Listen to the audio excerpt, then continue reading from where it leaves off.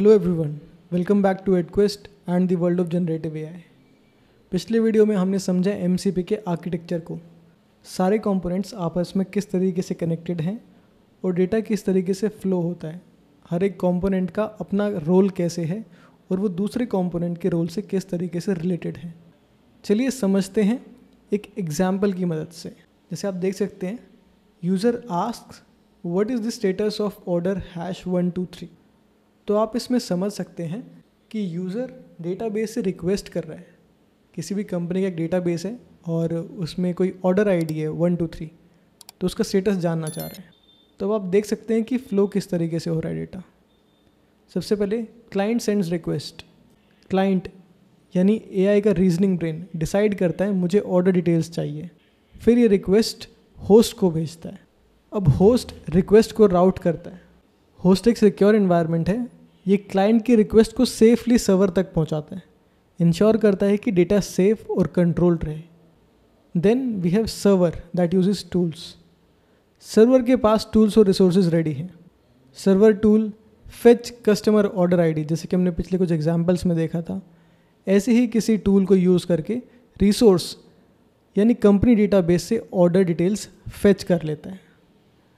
And last, server returns response. Server का response client को मिलता है। क्लाइंट उसे इंटरप्रेट करके फॉर्मेट करके यूज़र को रीडेबल आंसर प्रोवाइड कराता है। तो आई बिलीव कि आपको ये फ्लो समझ आया होगा। एआई मॉडल ने रिक्वेस्ट की सर्वर को, एमसीपी सर्वर को। सर्वर ने डिटेल्स फेच करने की कोशिश की कंपनी की डेटाबेस में। अब डेटाबेस से जब डिटेल्स मिल गई तो सर्वर उसको लेकर वापस एआई मॉडल के पास आ गया और एआई मॉडल यूज़र को एक फॉर्मेट में रिस्पॉन्स दे देगा।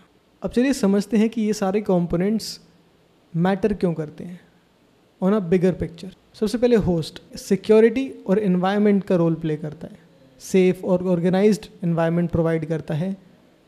फिर आता है क्लाइंट, एआई का रीजनिंग इंजन, एआई का दिमाग जो क्वेरीज डिसाइड और प्रोसेस करता है।